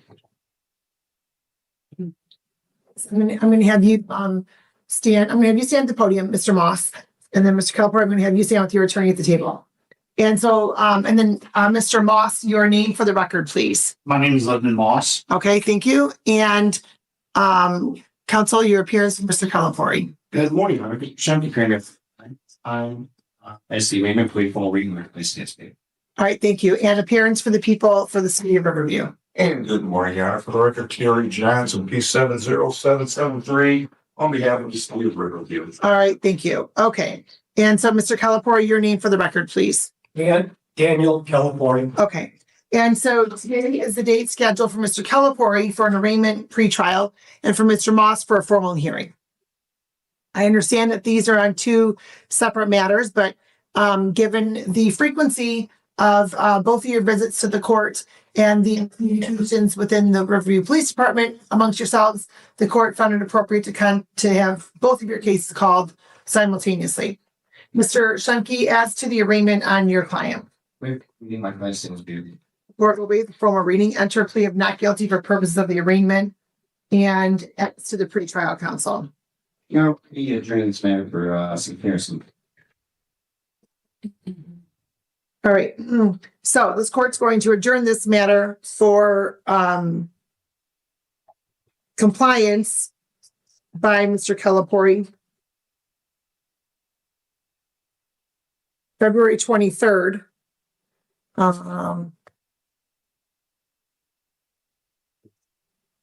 You're not here that day, but I mean, 4 weeks is February 9th. You're back that day. That would be 30 days. So we can do that thing. Wait then. 9:15 a.m. Okay. The court's going to order a $3,500 personal bond. Now, let me be very clear. So the people are moving to dismiss Mr. Moss's charge of littering, correct? That is correct, Your Honor. And this is a result, I believe, of the tree bark at issue with Mr. Calipori's criminal charge of assault and battery, correct? That is correct, Your Honor. Okay. Just for the record, I believe there was a dispute between the parties, and it appeared to be mutual. So the case against Mr. Calipari is dismissed. We thought it would be in the best interest of justice to do the same for Mr. Moss. Okay. Did you two hear that? I did. And what part of that did you hear? The entire thing. Okay. Tree bark. Tree bark. A piece of tree bark is what prompted you all to be in court. Tree bark. Because somebody didn't like it on their car. Who cares? Who cares? And who cares what tree it came from? Is it really that important? Mr. Moss, is it really that important? Sir, I have no trees on my property. It is. So if you're at a store, sir, and a leaf falls on your tree, or on your car, what do you do about it? Okay, but we're not talking about one piece of tree bark here. That wasn't my question. A leaf is nothing, but we're talking about numerous pieces of tree bark in this instance. Yes, only one placed on my vehicle, but still numerous pieces of tree bark over time. Sir, again, if you were at a store, say a piece of tree bark fell on your car when you were at a store, what would you do? Leave it. Right. Right. Would you call the police? Not if I was at a store. What's that? Not if I was at a store. Okay, and you would remove it. Where would you put it? I don't know. I'd probably either inside my vehicle so I could get rid of it, or, depending on conditions outside, maybe back outside. I'm not certain. It would depend on the moment. Okay. Okay. Mr. Calipari. What about you? Your Honor, this isn't about tree bark. This guy has been. That wasn't my question, because clearly the two of you are so antagonistic of each other that you drain the resources of the Riverview Police Department. Over 800 calls have been made in less than 5 years, over half of which involve specifically Mr. Calipari. But Mr. Moss, you contacted the Riverview Police Department over 800 times via 911 and 9 emergency lines. There are definitely not 800 extremely urgent, life-threatening emergency situations that would have prompted you to contact the Riverview Police Department. Mr. Calipari, you 100% antagonize Mr. Moss. If there is tree bark anywhere, who cares? Who cares? Do you have a leaf blower? Yes. Great. Blow it off your lawn. Onto the street. Or pick it up and put it in the trash. Right, but yes. Do not conduct yourself in such a fashion that you're going to antagonize Mr. Moss. And I'll state for the record, Mr. Moss submitted a video. I don't remember at what point there was a video. It was silent because I think he may have been recording or something at the same time. I don't know. But Mr. Moss was videotaping your house. He was videoing your house, Mr. Calipari. And yes, while it's frustrating, it's all of those adjectives. You come out of your house and then you come right to the property line. And you're running your mouth saying something I don't know because there wasn't a volume. Why even leave your house to go confront Mr. Moss? Your Honor, we don't have a doxing law in this state, but he's doxing me. Okay, excuse me, just one moment. Do you think that by going and speaking to him, he's going to stop? Yeah, no. No. So why bother? Why bother? If you think that there's a violation of a law, then make a police report. If you think that Mr. Moss is doxing you, which I believe that there is something in the statutes regarding that, I've then I don't think there is. Well, if you make a police report, sir, and the police officers send it to the Wayne County Prosecutor's Office, they'll do their research to determine whether or not there's a charge. I don't know. But that's how something happens for a violation of a law. It doesn't do there's zero benefit by going over to the property line to say something to Mr. Moss, other than it's going to prompt another police report, another case, and you two coming back to court. If you two want to visit the court that often, come by whenever you want. It's open. You don't have to wait till you have a criminal case here or a civil infraction. Come whenever. Come whenever. Let me be very clear, Mr. Moss. Mr. Calipari has been given a citation regarding some of the issues that are going on. I believe it's in the back of the house. During this adjournment period, there is not to be any communication with anybody working at his house or with Mr. Calipari or any videoing of Mr. Calipari doing his work. You're not to live stream any video of Mr. Calipari doing work in the backyard. Am I clear on that? Yes, Your Honor. None. Zero. Not a live stream, not anything. Oh, here's Mr. Calipari finally doing what he's supposed to be doing, or whatever else is going to be. Not happening. Not happening. There's not to be any calls to the Riverview Police Department regarding Mr. Calipari's home within the adjourned period of time either. Are we clear on that? Yes, Your Honor. Mr. Calipari, if Mr. Moss is doing any of the things that I just stated he is not permitted to do, which is going to be put into a written order, don't address Mr. Moss. Contact your attorney. Contact your attorney. Or then your attorney will contact the prosecutor that can file whatever motion needs to be filed. Am I clear? Yes. Yes. Yes, Mr. Johnson. Your Honor, just in light of what has been going on, I would place on the record that should anything come back through this court, the city of Riverview will look to prosecute to the fullest extent of the law. There will be no such consideration of things. So I just want to make sure that's on the record so both parties are aware that if anything comes back, we will be looking to prosecute to the fullest extent of it. All right, thank you. Do you both hear that? I did. Yes. Mr. Calipari, not to speak to or address Mr. Moss. We'll see you back on February 9th, Mr. Calipari, with those repairs being done. And Mr. Moss, your civil infraction is dismissed. Your Honor. Have a good day. Items were presented to Mr. Matthews. Is that right, Ms. Bell? That's correct, Your Honor. All right. Mr. Matthews?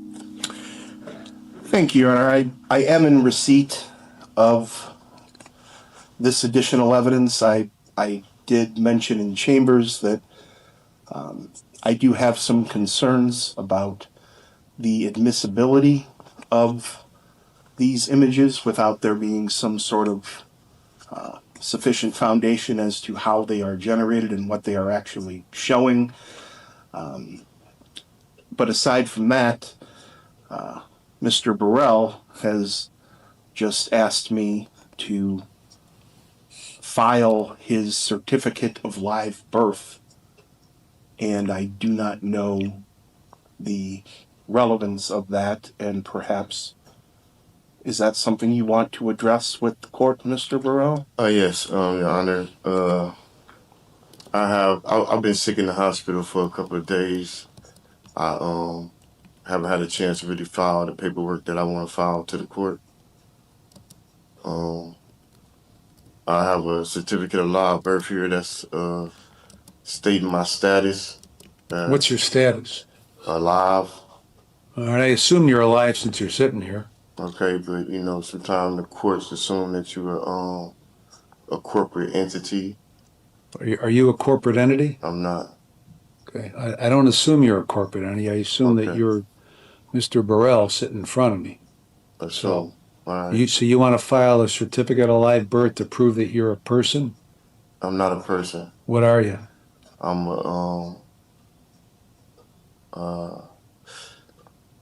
I'm not a citizen. Well, you said, are you a person or are you not a person? I'm not a person. I'm indigenous. What does that mean? I'm an American. I was born in this country. Okay. I'm not a United States citizen. I'm not. What are you? What a definition. What do you have citizen? What are you a citizen of? Are you a citizen of some other entity? I'm not a citizen of anything. You're not a citizen of anything. No. Okay. A citizen is a corporate fiction. A corporate fiction? Yeah, I mean it's a definition. Like I said, this is the problem, Your Honor. Me and Mr. Matthews is having a hard time coming to an agreement about whether he's defending me or he's working with the prosecutor. we a lot of this evidence and stuff that's been presented to the court. Nothing's been presented to me because we haven't had a trial yet. Okay, well, I'm sorry. What's been presented to me, he's under the impression that I'm guilty, or that he sees things that he doesn't see. And I've been trying, it's like we can't, if he's representing me or here on my behalf, then so it's not showing. Is it your position that you don't like how Mr. Matthews evaluated the evidence in this case as it relates to not you? Not only the evidence, but just his whole attitude towards me, and period. Like, you know what I'm saying? It's clear I didn't have anything on me. Well, that's why we have trials. The purpose of a trial is for 12 people to sit here, listen to the evidence, and make a decision as to whether you did or did not do what you're accused of doing beyond a reasonable doubt. If they find that you didn't do it beyond a reasonable doubt, then you're acquitted. I agree, sir. But with that being said, there's things I'm asking him to do, and that it's my right for him to do, whether or not he believes it's okay. So if I ask him to file something into the clerk of courts, it's my right to file those things. So he's not filing something for you? Well, I just asked him to, and he's made an argument of it when it should have just been something What he did. was it that you asked him that he won't? That he's I arguing? wanted him to just to have it on the record was my certificate of live birth, whether or not you. I mean, what is that? Tell me. Let's say that the certificate of live birth is filed. Okay. What impact does that have on your trial? I don't know. You don't know. Okay. Not at all. But Well, I do want Mr. Matthews is under an obligation as a member of a lawyer in good standing with the Supreme Court to file things that are done in good faith and are relevant. I mean, you could ask Mr. Matthews to file a copy of your high school graduation certificate, and that has no relevance to this case, and he would be under no obligation to file it. So you want him to file your certificate of your certificate of live birth to show something that you have just told me you don't know that it means anything. Well, I know that it means something. I just don't think that everybody else. What does it mean? Something. I just want on record that I'm not a citizen. Well, you just said you are a citizen. I never said I was a citizen. You're an American. I'm an American. Okay, so if you're not a citizen, what impact does that have on your trial for next week? I just want it on record. Okay. It's not. I don't need any impact on the trial. If you believe, okay, and if I believe that the filing of your birth certificate means you're not a citizen, what impact does that have on your trial? I'm not looking for an impact. I just want it on the record. Well, it's on the my record. safety. It's on the record. You believe you're not a citizen. Okay, now what? All right, and then also I asked. Well, wait. Let's take one thing at a time. Okay. You've put on the record, because she's recording all this. Yeah, okay, I got that. That you're not a citizen. Okay. So now what should we do as a result of that? I mean, I just want my indigenous rights. What are your indigenous rights? You haven't looked at them? No. You told me you want your indigenous rights. Tell me what your indigenous rights are. Well, I know I fall under a certain constitution. Which constitution? Under these, the American Constitution. Okay, you fall under the American Constitution, okay? I believe so, yeah. So I believe so, too. You know, the Pope put out a letter to the rights of the indigenous people. Are you familiar with that? I don't care what the Pope says. The Pope has no impact on the jurisdiction of this court. Your Honor. Huh? Let's move forward. Whatever you decide. I also asked him for his oath of office and the prosecutor's oath of office. Okay. I have your oath of office. I just wanted to have those paperwork. Okay. Anything else you want to say? Nope, I'm here. Okay, so we're going to have this trial, jury trial, January 20th at 8 a.m. And you will be provided the jury questionnaires like you normally are. And you've, unless you have changes to your trial briefs, I've already got those. And anything else that we need to discuss regarding this trial? Nothing from the state, Your Honor. Mr. Matthews? No, Your Honor. Thank you. All right, then you guys, everybody needs to be here at 7:45 on Tuesday morning.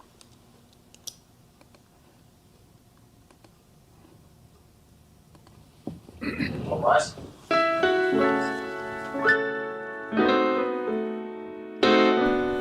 There you go. There you go.